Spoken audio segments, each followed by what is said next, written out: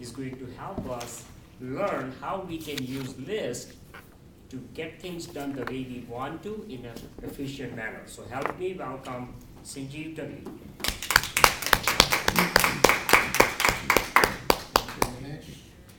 Turn the TV. Oh, she's got it. Good afternoon, fellow Toastmaster members. My dad used to like making lists.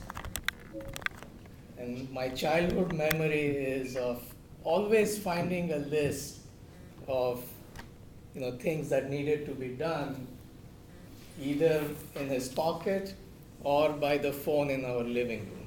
So that's my childhood memory. And I did not like making lists. In fact, I detested making lists. And lo and behold, I married someone who loves making lists even more than my dad did. My wife takes lists to an extreme. I think she likes more checking off things on the list. And so she puts all kinds of mundane things, what I consider mundane things on the list. So how many of you use lists in your work life, non-work life? And are these mostly to-do kind of lists, what you need to do? Okay. So I want to talk to you about a different purpose of lists. And I came across this book some time back.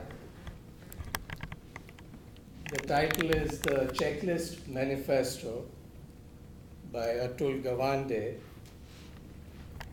Atul Gawande is a surgeon in Boston and he's also a professor at Harvard. So a medical professional, basically. And he describes situations where lists or checklists could be used to avoid human error. And that is what I want to briefly talk about based on some of the things he's talking about in the book. Now, there are two situations he describes where checklists could be very effective.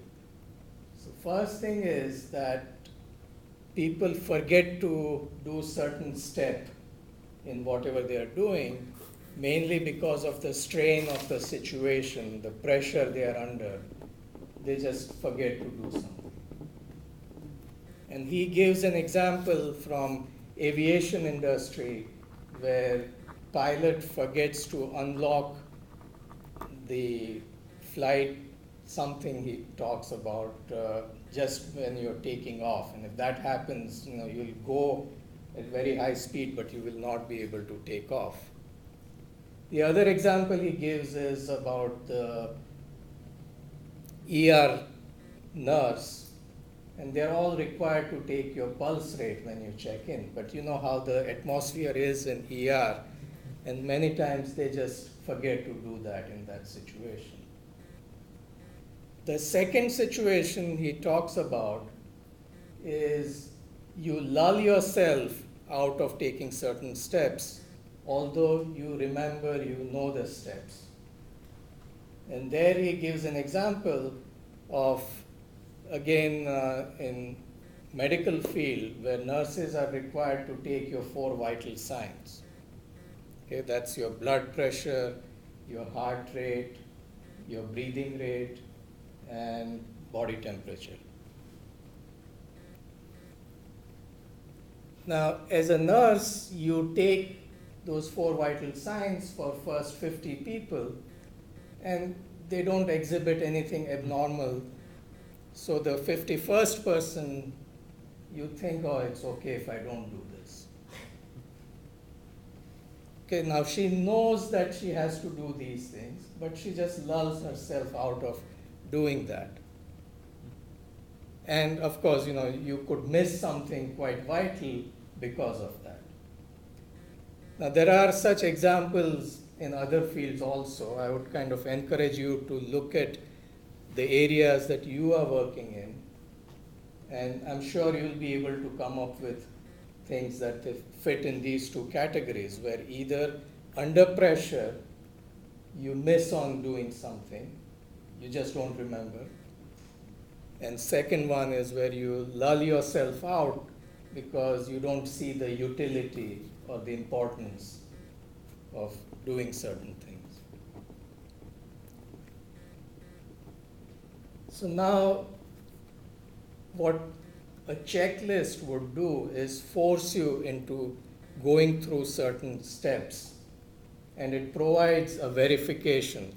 So all of you probably have seen in some movie or the other where pilot and co-pilot, they go through check, check, check, check, check, and that's exactly what they're doing, is using a checklist, and the other person verifies that it's being done. And Atul Gawande talks a lot about aviation industry, that how successfully they've used this simple tool to prevent human errors. And he wants to kind of increase its use in medical profession. Wanted to bring that to a slightly lower level to what we do here.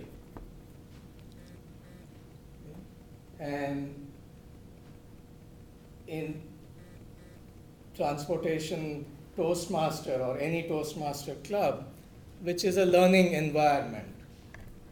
So we all give speeches, we all listen to speeches, and over time, I'm sure almost at every occasion, you may find something that you think is vital for yourself, something to do or something not to do. And I would encourage all of you to start making a list of those things and refer to it often, at least every time when you have to give a speech or prepare for a speech. And what I do is I have my Transportation Toastmaster notebook, and at the end of it I have my list. On the last page I have my list. I have so far 10 things on that list which are critical for my improvement. They may not necessarily apply to everyone, but based on what I have learned, I have put them down. And it's a living list, so I may take off certain things because I get better at it, and that's no longer an issue. And something else may go on to that list. But I use that list very often. And I would encourage all of you to do that. So in conclusion, a seemingly very simple tool that, in our very complex technological environment may seem like, who would use a list or a checklist to prevent human errors? It has shown to be very successful, and I'm sure it will continue to be very successful. And I would encourage all of you to at least give it a shot. Thank you.